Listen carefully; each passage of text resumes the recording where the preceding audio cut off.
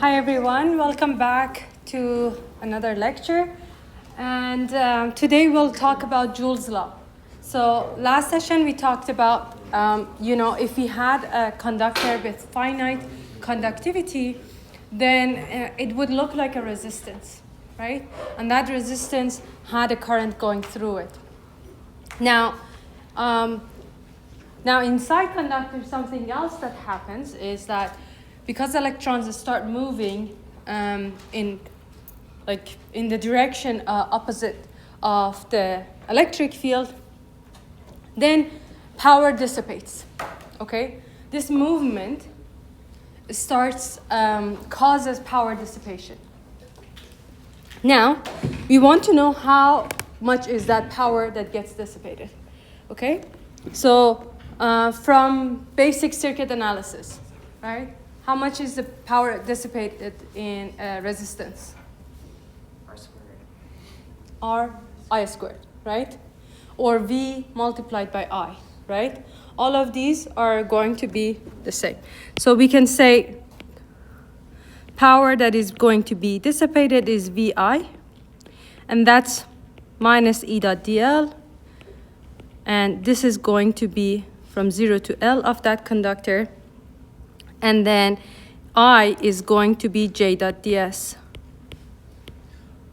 And this is the area A, let's call it. This is R. This is L. So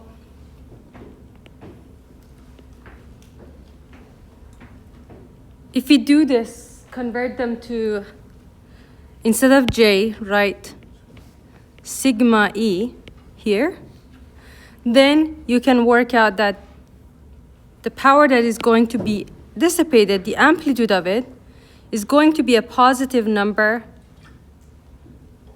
that is sigma amplitude of E squared dV over the volume. That's one way to look at it, right? Just we consider that, okay, this conductor, we basically modeled it as a resistance, and then this is the circuit we have. And just like any basic circuit model, the power that is going to be dissipated is going to follow V multiplied by I. Or, as we said before, R I squared. Both of these would be the same thing. Now, another way to look at this is if we define power as a small amount of work that is being done per unit time, right? So what if we define this as delta W over a delta T, normalized to a delta T? Now, delta W is a small amount of work that is going to be done when current is going through this conductor. So you can call that as the work that FE, or minus FE, basically. Let's call this the force.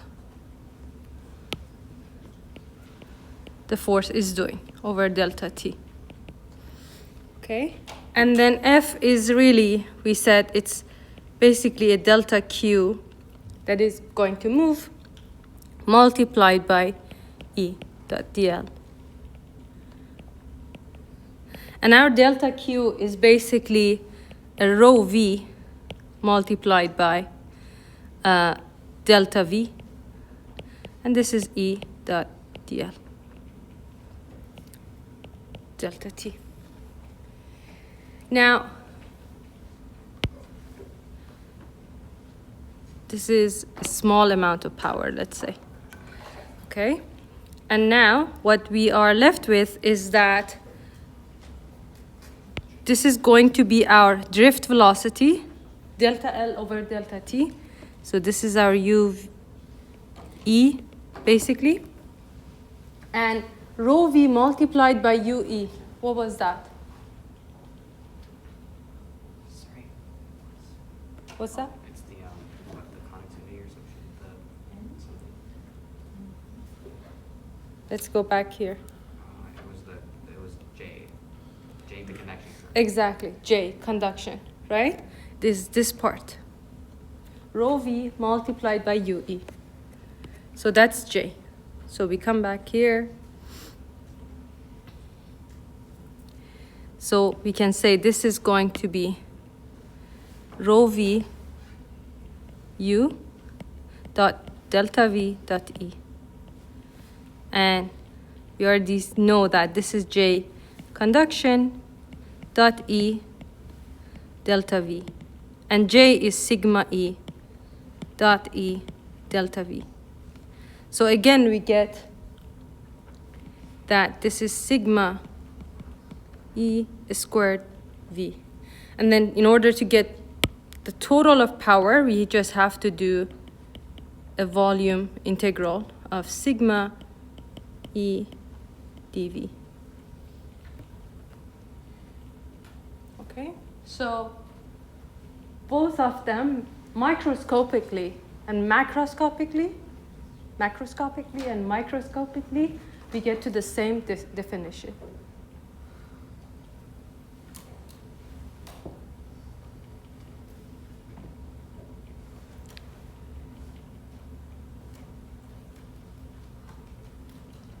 Any questions before I move from conductors? Please. How can you say that, like, the electric field multiplied by itself is equal to its amplitude squared? Like, That's for any vector, right? A dot A is always, it's as if you project a vector on its own. yeah, right. So when you're combining the two integrals, like, you take the dot product of the inside. Oh yeah, this one, let me clarify this one. So this is E dot J, and then I'm doing DL, DS together. This is DV, and that's how I'm doing. So there are 4 vectors, 2 of them are being dot together. You can change the order as, like, it doesn't matter. Dot product is changeable, right? Does it make sense? So are you taking, like, DL dot DS? And that's going to be dv. It's not dl.ds, it's dl.ds. You have to write, in order to drive this, how do you combine the integrals? You have to write them in vector form. Try to write them in vector form, each of them. And then you would see that it will simplify to this form. Yeah? Decompose each of them into like 3 x, y, z, and then do the dots. What happens to the negative sign? Oh, here, I need to write this as, yeah, I think it's a positive number, so just as long as it's a positive number. And this is positive, so P, the power that is getting dissipated, is positive. But then here, it's just a matter of like changing L to 0, and then just putting DL here.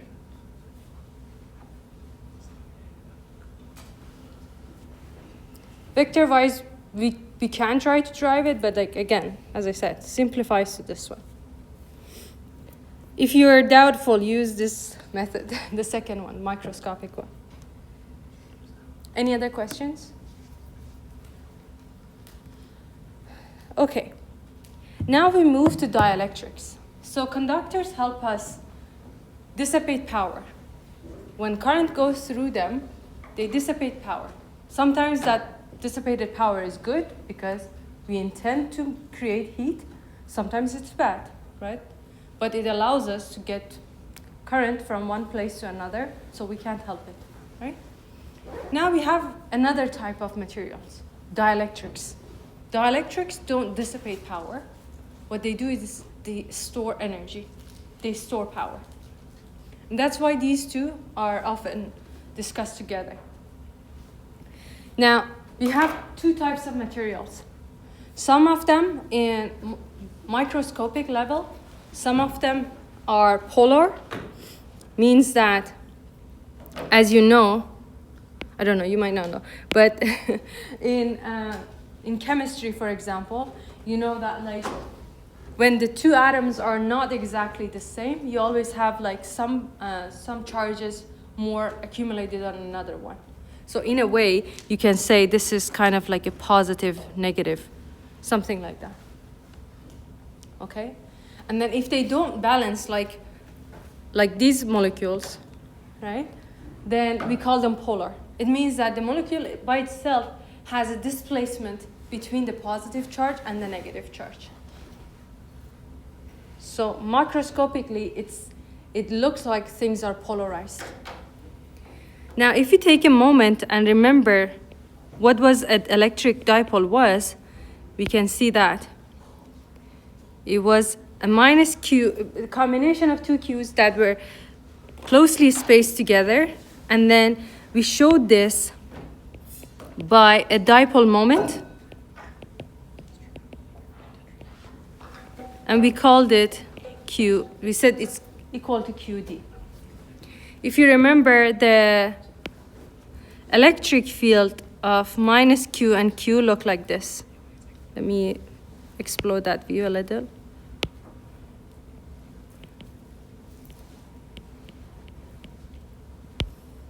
What was the direction of the field? From positive to negative.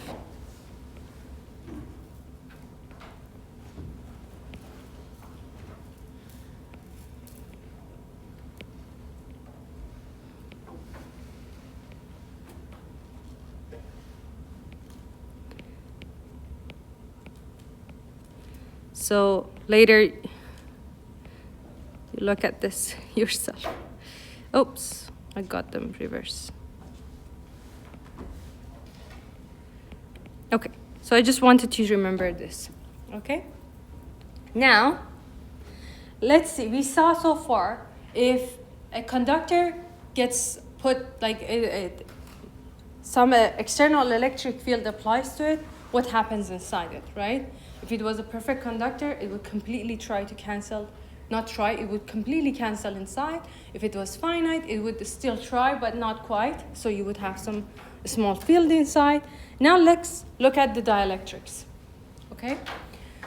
The dielectrics, as we said, we have not unpolarized or non-polar molecules looking like this. It's as if you have the positive and the negative charges concentric together, or you can have the polar ones where the negative charge, we're not quite there yet, but the polar one looks like the one that is, the charges are a little bit displaced. But before we go here, if this non-polar one, okay, is put in an electric field that is in this direction, right?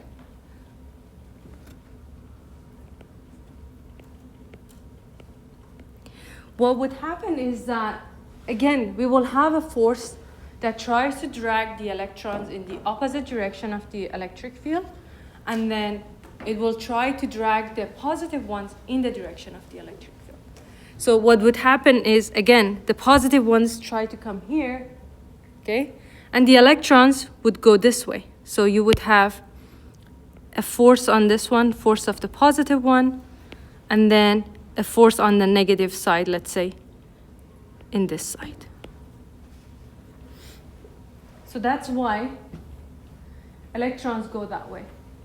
Or you can just say, oh, aren't like positive charges too heavy compared to electrons? Yes, they are. So let's just say, comparatively, they don't even move. The positive ones don't even move. But electrons being so much smaller, they would move in the opposite direction. Okay? So I don't want chemists to quote me that, like, you know, they shouldn't be moving. But anyway, what happens is that if you have a non-polar molecule in an external electric field presence, what would happen is that now you have an electric dipole. It just polarized that molecule, right? Does it make sense? Now, we would see, what if we had a polarized molecule? What would happen to the polarized ones? So non-polarized, non-polar, they just got polarized like this.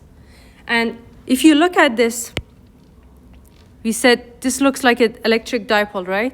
This is the minus Q, this is the plus Q. And you can say this is the dipole moment of QD. This dipole moment is in the same direction of the electric field, the external electric field. So that's another important thing to remember. So not only the nonpolar material got polarized, but its dipole moment, each dipole moment of it, its dipole moment is in the direction of the electric field.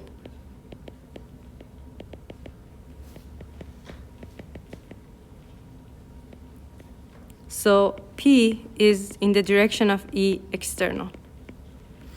Okay? Perfect. So nonpolar got polarized, and the dipole is in the direction of the electric field. Now, if we go to the polar ones, the polar molecules here. Let's say the polar one already looks like a positive and a negative one. Here we have the positive, let's say positive Q. This is, we have minus Q. And we have the dipole moment in this direction. This is P, Q, D. Now, what would happen if I put that minus Q and plus Q here? Go ahead. I was going to ask, why are you drawing the dipole moment arrows like from negative to positive? Shouldn't it be from positive to negative? That was our convention. We said dipole moment is always from negative to positive. Yeah, maybe I didn't mention it before, but it's always from negative to positive. So now, we have a minus Q, we have a plus Q, right? What happens to these? Do they feel any force on them? Like, what happens? Yes, go ahead. Yeah, so on the positive charge, the electric field exerts a force which is like in the same direction as the electric field. Perfect. On the top, same thing, but in the opposite direction. Perfect. Now, what happens? And this is, imagine that these are binded with a dipole moment within the same molecule. So they can't move. They can't get separated. So what happens to them now? It's going to rotate until they're horizontal. Exactly. So F total here is 0, right? But we have a torque that is equal to P cross E. I might have said it the other way. So, yeah. A torque that would basically rotate it such that the negative 1 minus Q comes here and plus Q comes here. And look at that. Again, even the polar one, the polar molecule in the presence of the external field, the only thing that happened to it was that it changed its direction, right? And that direction, again, is parallel to the external field, electric field.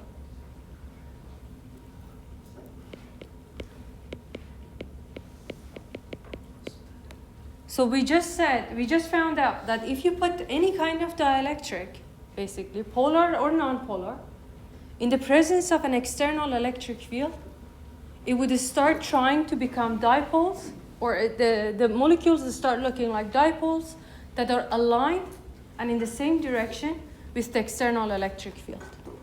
What we call polarization, right? So microscopically, now we understand why that's happening.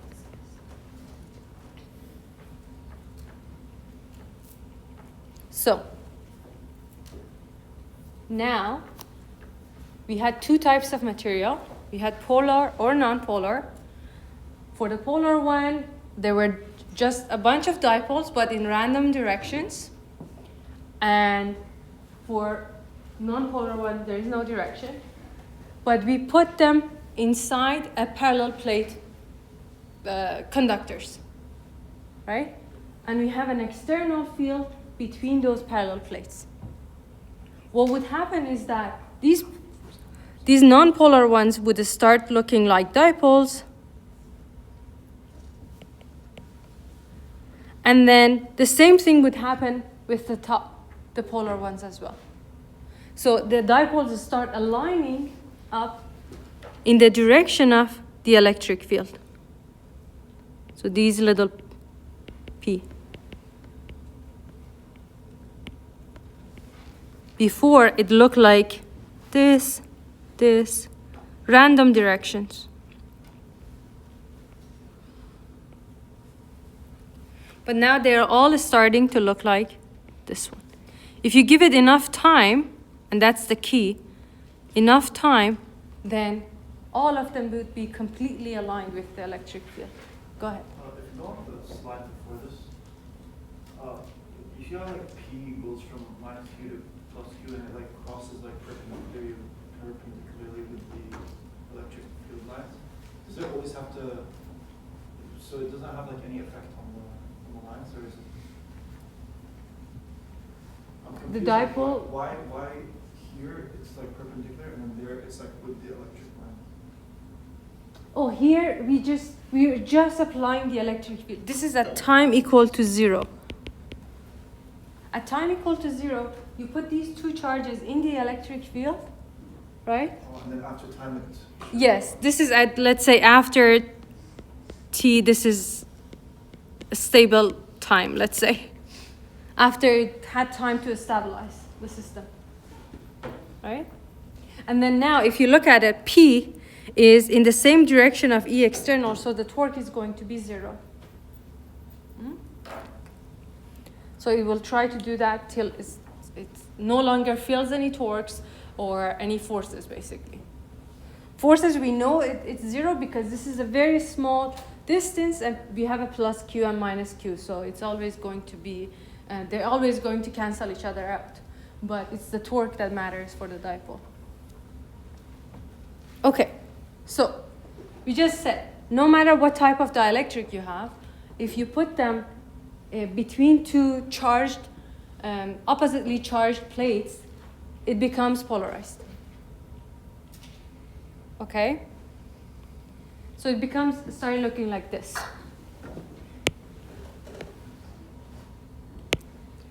Now, this is what we've been talking about since the beginning of this course. Epsilon R.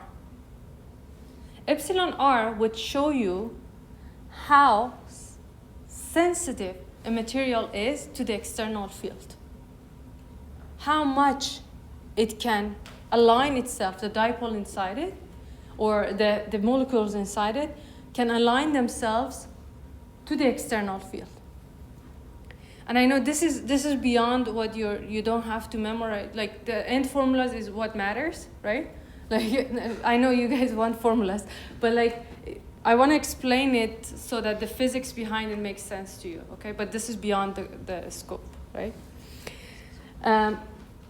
So I want to drive what happens, why we have epsilon R, basically. Okay? Why things are not like vacuum anymore.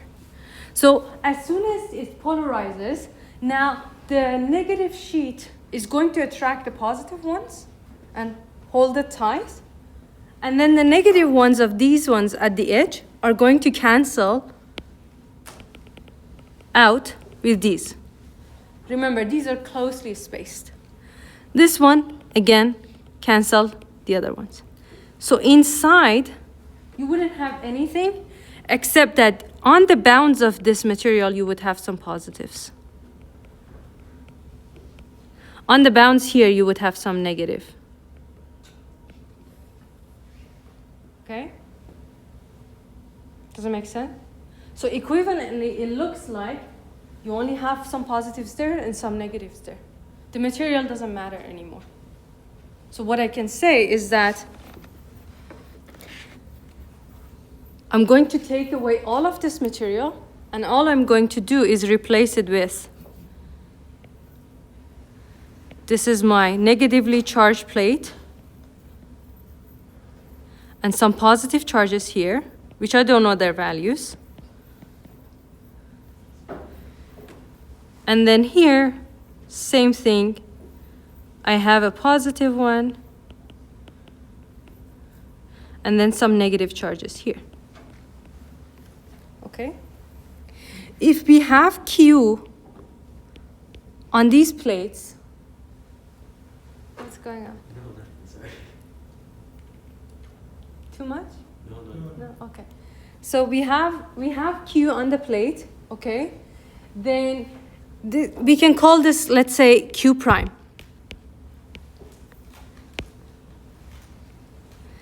There is a main difference between Q and Q prime, physically.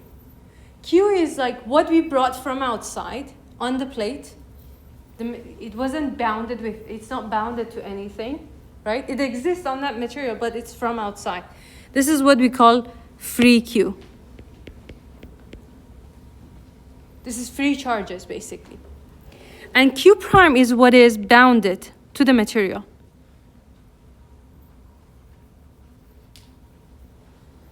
And now we took away that material and put this Q prime here.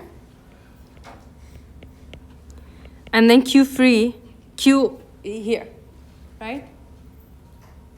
Just like before, now you know that, like, because you have positive charges and negative charges here, right? Beside the external field that was going from here to here, now you have an internal field, E internal,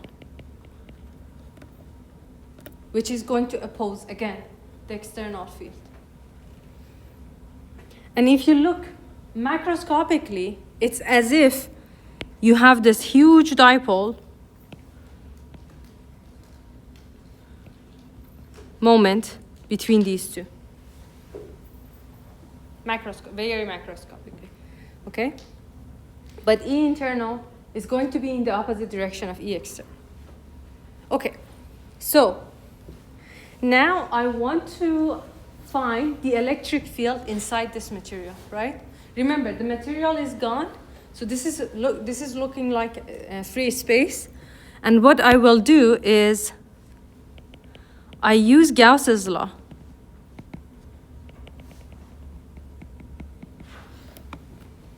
Some of it cuts the conductor, and then the rest of it goes through free space. This is epsilon naught here. Okay? And I know that there is electric field, E internal, coming out from here. In conductor, we can assume E is 0. So there is no flux going out from there, right? But if I write D dot ds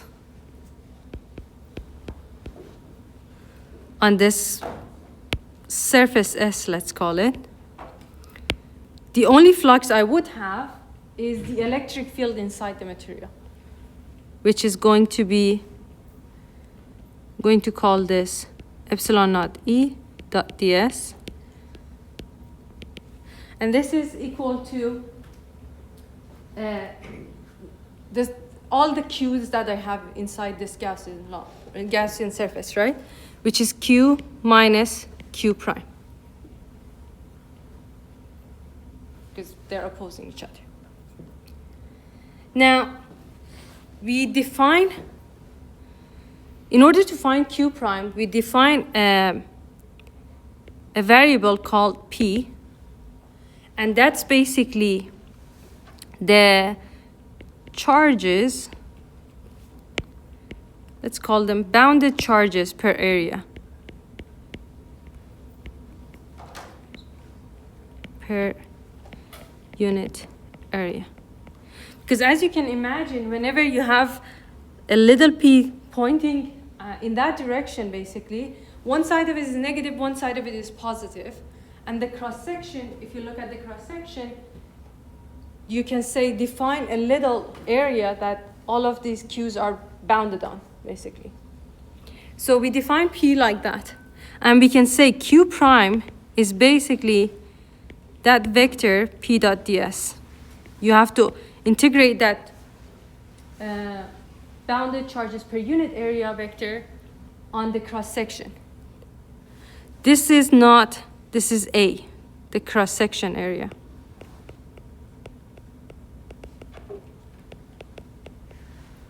So now, let's look at what we found. We found that this is epsilon naught E dot ds is equal to Q free minus P dot ds.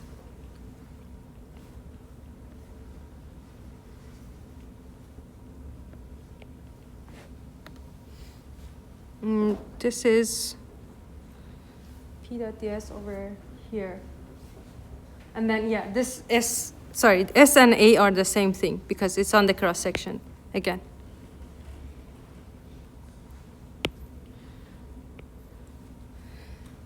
Okay. Now, this P, this dipole moment, okay, it's in the direction of the E external. Okay? And then you can say this is basically epsilon naught, which is there, and then xe, or the Greek letter E, which is the susceptibility of electron susceptibility, which means like how sensitive that material is to the external field. Okay? So the dipole moment that is going to be generated here is basically depends how much is that external field and how susceptible your material is in response to this external field. Go ahead. So is the bounded charges per unit area is the same as the dipole moment? This is a capital P.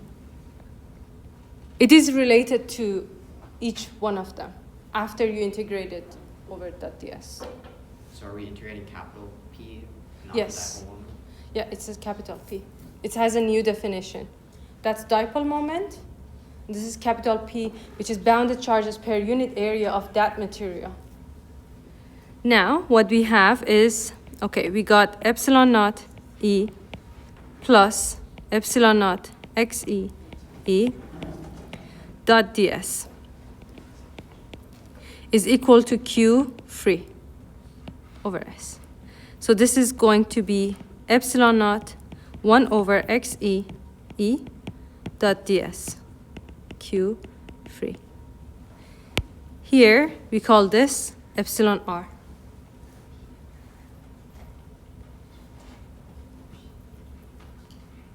So, and this is equal, all of this is equal to the D inside. There's so much hidden, so much information hidden in these formulas that I can have a complete one lecture on them. And the reason is that like dielectrics are very like they can be very complicated and they're not simple materials as you might think. For example, one of the things you can just look at this one and conclude is that, okay, if P dot ds provides something like Q, right, in the nature of a charge, then I can call this and say I have bounded charges and I have some volumetric charges, right? And then you can define that using divergence theorem. You can say this is going to be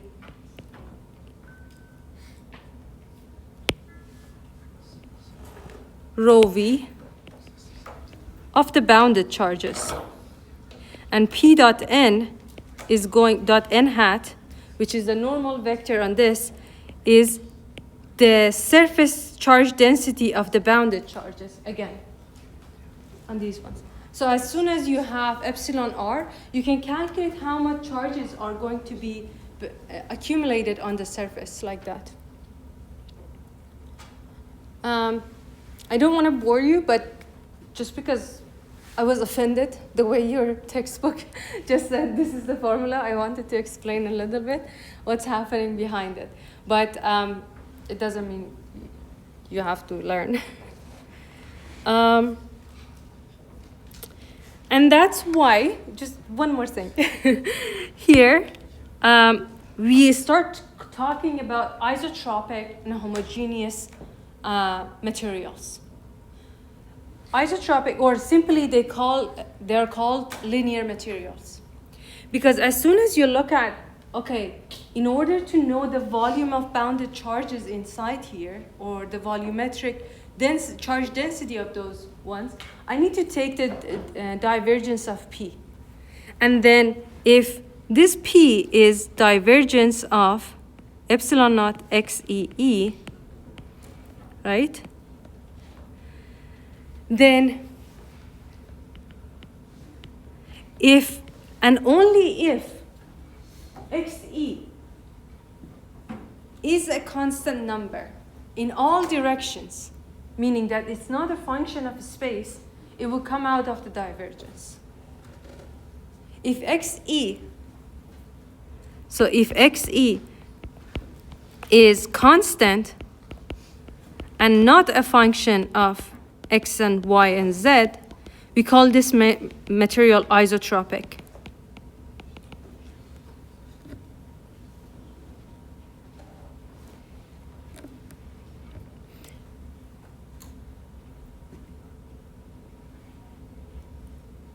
But if it's not, then it means that you're going to have some volumetric charges, like some bounded charges inside. It's not going to cancel out completely. For example, I like to say this in the class because these fundamentals are so important. Like one of the Apple, if you ever decide to choose a career in RF and antenna design, Apple team loves these questions about of this course. For example, they would ask you, if frequency, if you increase the frequency, how does epsilon r of a material changes? Should we answer? What's that? Take a guess, yeah. Increase, decrease, constant? Increases. Increases, okay. Like the frequency of what? The frequency of the applied voltage, let's say. The external field frequency. Here you're assuming external field is constant, but what if it wasn't? Decreases. The reason is this one. Just what your friend asked here. You know, at time t equal to 0, this is still not aligned, right? And epsilon r shows us how aligned that material can get. If frequency increases, your dipole can't catch up to align themselves. And that means that the material is not going to be polarized completely. So that means that epsilon r is going to decrease. So when you make antennas, for example, you have to choose your materials. And then all of the materials, they have the epsilon r reported at a certain frequency.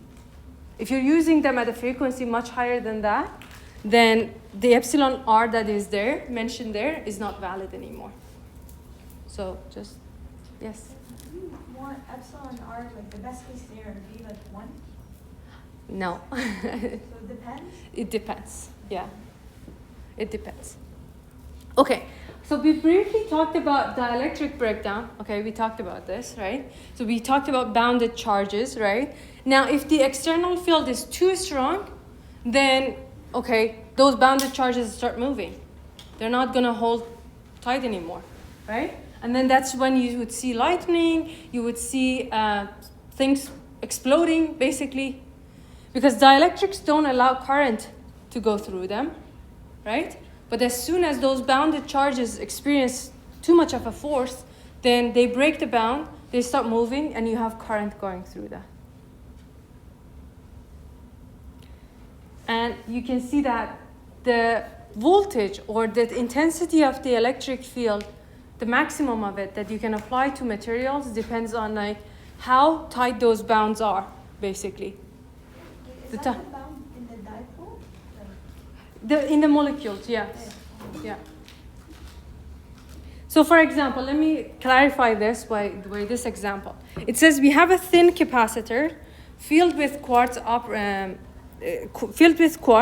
and it operates at 60 volt. If D is 0.01 millimeter, what is the breakdown voltage and how does it compare with the operating voltage?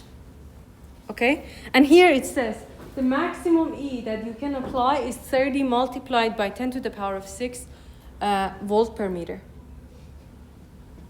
So, since you know we love parallel plate capacitors in this course, what is the relation between voltage and electric field?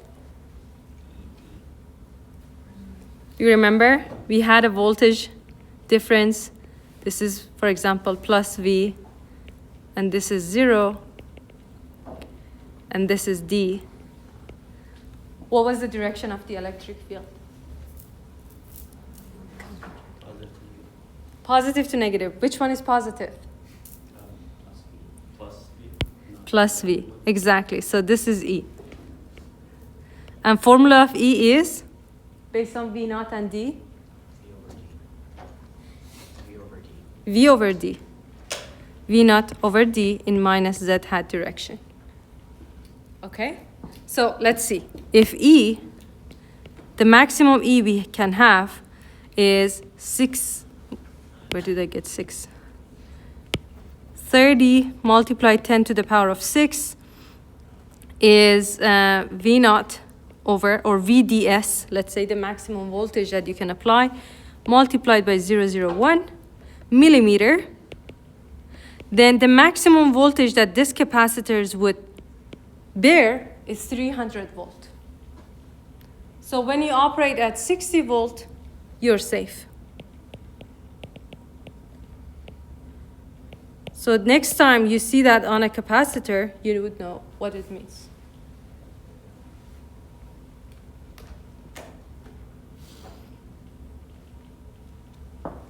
Good? Okay, I do have some nice questions for you. So if you can please scan these, this QR code.